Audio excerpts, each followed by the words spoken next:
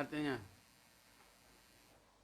Di antara orang-orang mukmin itu ada orang-orang yang menepati apa yang telah mereka janjikan kepada Allah, dan di antara mereka ada yang gugur, dan di antara mereka ada pula yang menunggu-nunggu, dan mereka sedikit pun tidak mengubah dirinya.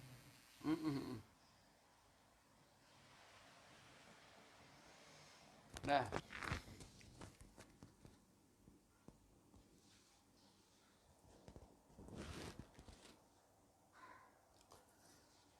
kita mulai. Bismillahirrahmanirrahim. Alhamdulillahirabbil alamin wassalatu wassalamu ala asyrafil anbiya'i wal mursalin sayyidina wa maulana Muhammadin wa ala alihi wa ashabihi ajma'in, amma ba'du. Hadis ke-15 ini merupakan kisah perjuangan salah seorang sahabat. Kisah ini jangan aneh kalau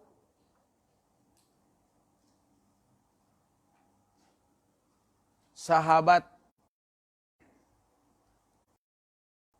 dengan nekadnya dan mujahadah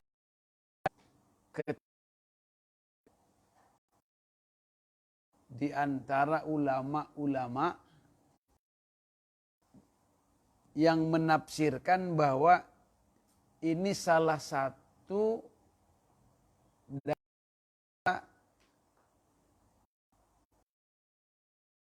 yang bunuh diri. Dalam kondisi perang, diri demi menghancurkan dan mengalahkan musuh itu dianggap diperbolehkan oleh sebagian ulama, diantaranya mengambil daripada hadis ini. Itu dulu pengantarnya, supaya nanti kita tidak salah. Kayak apa gitu ya. Terjemah. Bismillahirrahmanirrahim. Dari Anas radhiyallahu anhu qala, beliau berkata, Ghammi ibnu Nadhr radhiyallahu anhu an qitali Badrin, absen, tidak ikut. Ami pamanku Anas radhiyallahu an qitali Badrin, perang Badar, ketika perang Badar. Pamanku Anas bin Nadhr Badar, gaib, tidak ikut, an qitali perang Badar. Faqala, kemudian ia berkata, ya Rasulullah, wahai Rasulullah, ghibtu, aku absen, aku tidak ikut, aku tidak hadir, aku gaib. An awwali qitalin, dari perang pertama, an awwali qitalin, dari perang pertama, qataltal, engkau memerangi kaum musyrikin.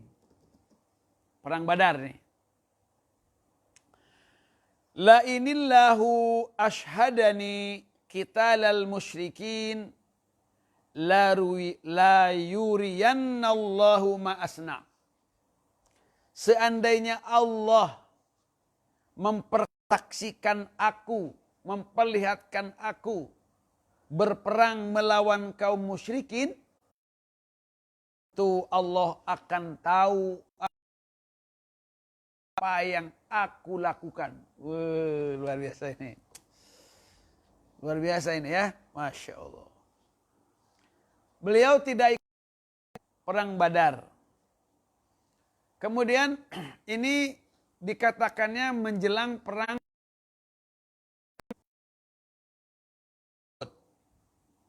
Beliau mengatakan, ya Rasulullah, aku tidak ikut perang pertama ketika engkau berperang melawan kaum musyrikin. Seandainya Allah itu memperlihatkan kepadaku bagaimana aku memerangi kaum musyrikin, maka Allah pun akan tahu apa yang akan aku lakukan. Begitu.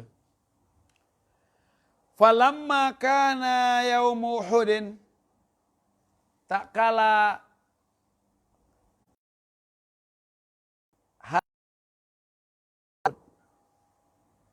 inkasyapal muslimun, kocar kacir, inkasyap, terberai, pecah berai, kaum muslimin, tentara kaum muslimin, karena turun dari Jabal Rumat.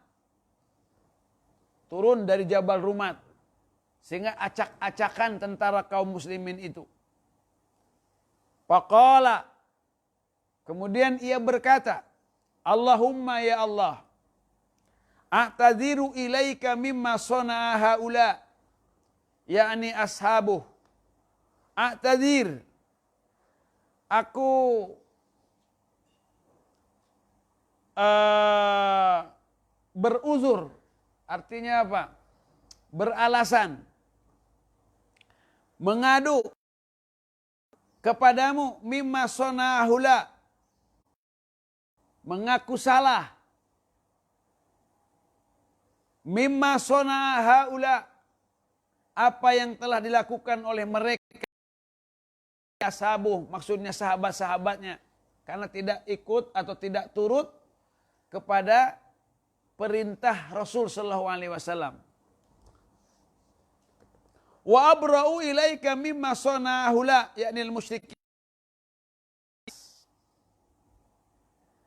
Kepadamu daripada kelakuannya mereka, yakni orang-orang musyrik.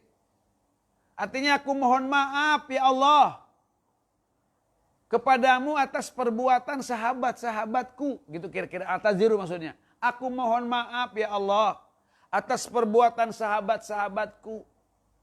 Dan aku terbebas, membebaskan diri ya Allah daripada perbuatan orang-orang musyrik.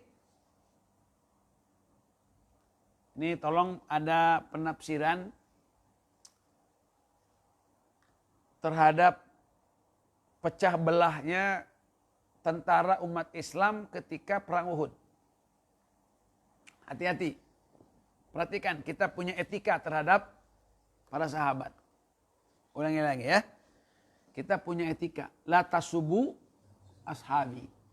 Kita tidak boleh mencaci, memaki para sahabat. Perhatikan oleh kalian. Rasul ini mengatur strategi ketika perang Uhud. Sebagian sahabat ada yang ditugaskan di bukit. Namanya Jabal Rumat. Ini bukit ini khusus diisi oleh orang-orang yang memang ahli panah. Di antaranya yang menjadi qaidnya, yang menjadi pimpinannya, ahli panahnya adalah Mus'ab bin Umair. Beliau syahid di situ. Diatur di sini. Rasul adanya di bawah. Beliau nih Rasul berwasiat kepada ini. Kalau perang belum selesai, jangan turun. Ulangi lagi. Kalau perang belum selesai, jangan turun. Karena kalau ini dikuasai, maka serangan orang-orang musyrik yang ada dari Mekah ini, itu tidak bakal bisa secara sempurna. Karena akan dihujanin dengan panah. Itu strateginya. Nah sehingga menang awal perang Uhud itu. Nah ketika orang-orang ini sudah berhasil memanah mereka yang ada di bawah, sehingga kaum musyrikin itu kocar kacir, meninggalkan hartanya, meninggalkan ganimah, meninggalkan perbekalannya, maka mereka berijtihad. Ulangi, kuncinya nih. Mereka berijtihad. Berijtihad bahwa ini perang sudah selesai. Karena kafir sudah tidak ada, sudah kabur, dan sudah meninggalkan segala macam perbekalannya. Kemudian yang di bawah, ulangi, yang di bawah itu sudah mengambil harta rampasan. Sudah mengambil harta rampasan. Di sini hati-hati. Jangan sekali-kali kita katakan bahwa ini orang-orang yang ada tertarik dengan harta. Dia takut atau mereka takut tidak kebagian. Awas, hati-hati. Tidak boleh kita mengatakan itu. Betapa jeleknya niat mereka ketika perang. Hanya karena harta. Bukan. Mereka berijtihad. Dianggapnya perang sudah selesai. Sehingga dia berani turun. Dianggapnya perang sudah selesai. Padahal itu belum ada komando daripada Rasul. Gitu. Belum ada komando daripada Rasul. Ini musuh ini yang ada di bawah ini, dia mundur ke sini. Itu dipimpinnya oleh Khalid bin Walid. Sini mundur dia. Mundur.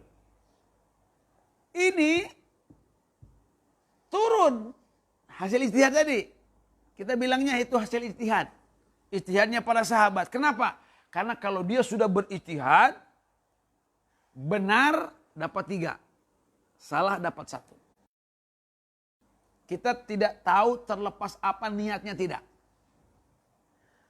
Ada yang masih bertahan, diantaranya Mus'ab bin Umair.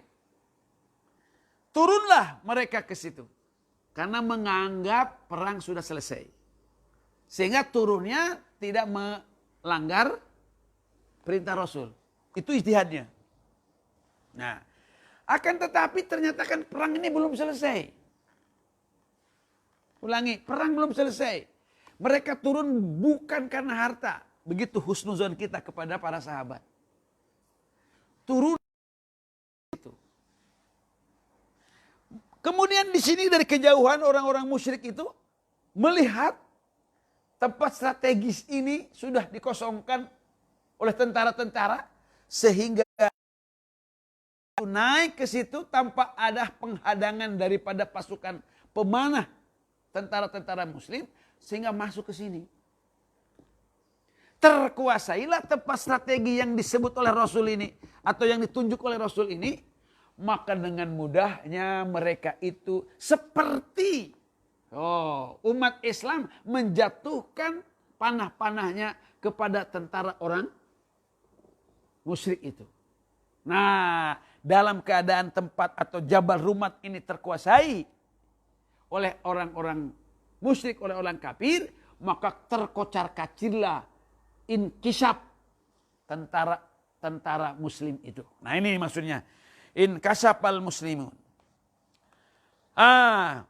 Summa taqaddama. Kemudian majulah siapa? Anas bin Nadhr. Fastaqbalahu Sa'ad bin Mu'az. Berjumpa dengan Anas bin Nadhr, siapa? Sa'ad bin Mu'az. Kita sudah tahu pernah ceritanya Sa'ad bin Mu'az. Seorang pemimpin apa? Ansor ya. Pemimpin Ansor. Yang nanti beliau itu kebagian syahidnya ketika perang Khandaq. Nanti. Ketemu dengan Sa'ad bin Mu'az. Faqala ya Sa'ad ibnu Mu'az. Al-jannah. Dia bilang. Al-jannah. Wa rabban nadhar. Ada di dalam riwayat yang lain warabbil Ka'bah. Ya, warabbil Ka'bah. Kan warabban nadar, warabbin nadar. Nadar. Surga, dia bilang. Surga demi Tuhan pemilik Ka'bah. Gitu kira-kira. Demi Tuhan pemilik Ka'bah. Surga, surga. Inni ajidu rihaha min duni Uhud. Masya Allah. Aku sudah menciumnya harumnya surga di bawah gunung Uhud. Allah karim. Maju dia ke depan musuh, ke tengah-tengah musuh. Bertemu dengan Sa'ad bin Mu'az. Ia berkata, surga, surga, demi Tuhannya Ka'bah, aku sudah mencium wanginya di balik gunung atau di bawah bukit Uhud. Masya Allah.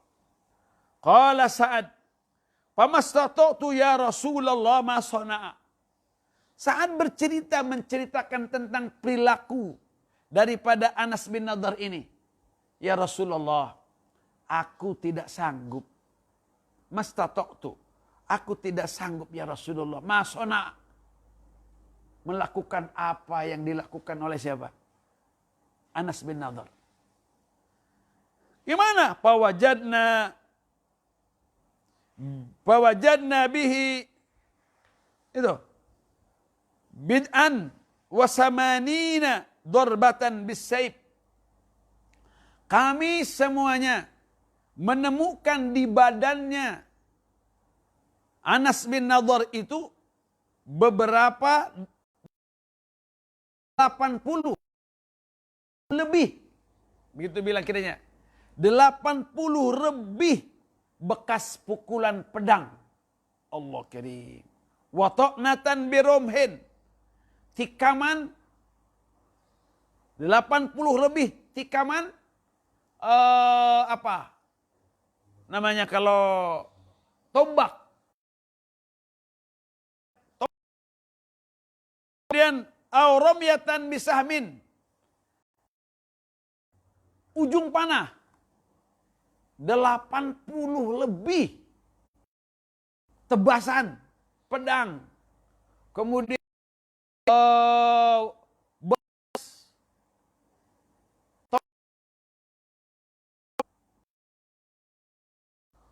wawajutila.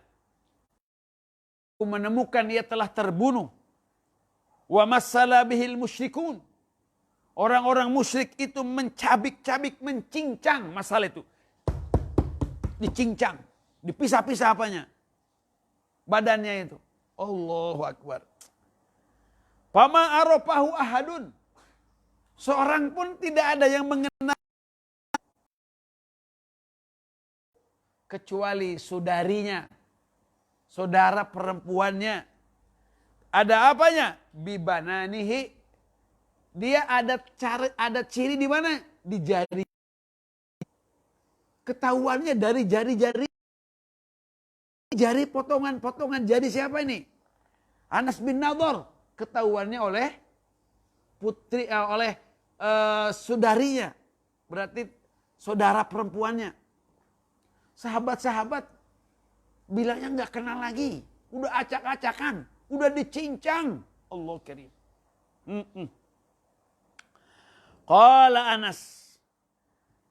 Sahabat Anas berkata, kunna nara, kami berpendapat, au nazunnu, atau kami mengira, anna hadhil ayah, bahwa ayat ini nazalat turun fihi, mengenai beliau. Siapa? Mengenai Anas bin Nadar, wa fi asbahi, atau sahabat yang menyerupainya.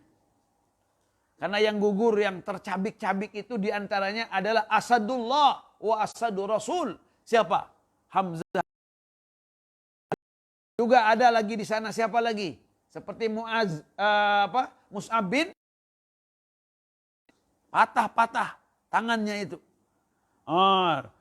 Apa itu? Yaitu ayatnya, minal mu'minina rijalun sadaqu ma'ahadullaha alaih.